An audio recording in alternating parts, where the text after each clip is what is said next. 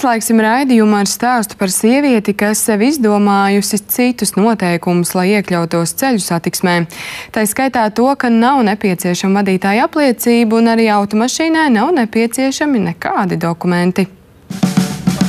Audi spēkratu likumsargu ekipāži pamanīja Lāčplēša ielā. Tā kā aizmugurējā numura zīme automašīnai nebija atbilstoša, policijas darbinieki aicināja šoferi piestāt malā, lai pārliecinātos, kas par lietu. Transporta līdzeklis apstājās, bet tā vadītāja jeb kāda veida dokumentus atteicās uzrādīt. Uzrādiet man savu vadītāju apliecību. Es jums lūdzu paskaidroju, ka jūs esat satikuši dzīvu būtni, kas ir atrodas ārpus jūsu jurisdikcijas. Mana mašīna ir apzīmēta ar konkrētiem apzīmējumiem, un es neatiecos uz jūsu jurisdikciju un vispār ne uz vienu jurisdikciju, ne Latvijas valstī, ne arī vispār Un kā es to uzskatu, tas nesaprotu? Jo atrodoties Latvijas Republikā, jums jāievaro likumi, kur ir Latvijas... Izslēdziet zinēju to brīdi.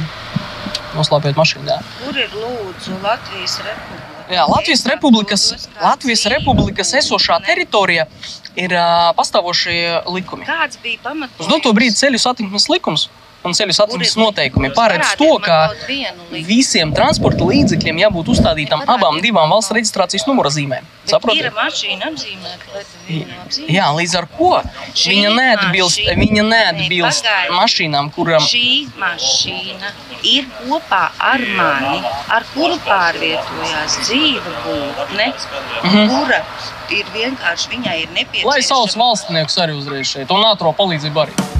Autovadītāji uzrādīja ar roku rakstītu baltu papīra lapu par automašīnas it kā pārdošanu vai nodošanu sievietes īpašumā.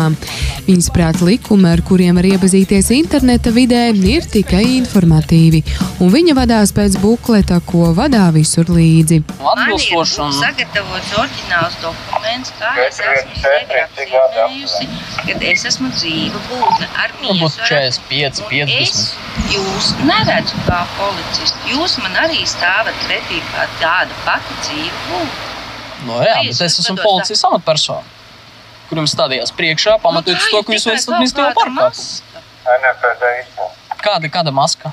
Vienkārši maska, kaut kāds tērps. Varbūt, bet mēs jau varam strādāt kādi mēs gribam. Uz doto brīdi jūs veicat administratīvo pārkāpumu.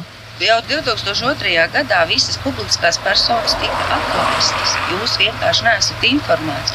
Man jau nav jātērē savs laiks, lai jūs informētu par to, kas ir augšā Vatikānā pieņemts, kas ir augšā citur pieņemts. Mēs vienkārši, jūs dzīvojat pēc vecajām programmām, kuras vienkārši ir, jūs esat viņas tādas pieņēmuši. Kamēr tika gaidīti valsts policijas darbinieki, likumsargs tika iepazīstināts tuvāk ar sievietes līdzpaņemto bukletu.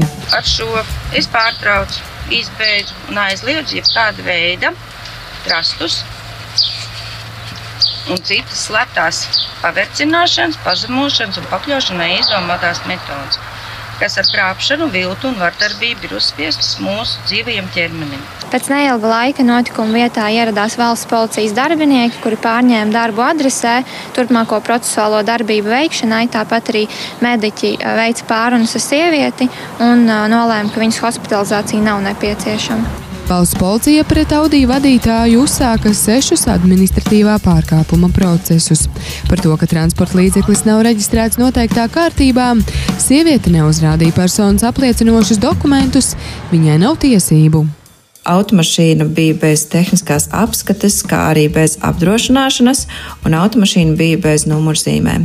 Par visiem minētajiem gadījumiem tiks pieņemts lēmums un piemērots sods likumā noteiktajā kārtībā.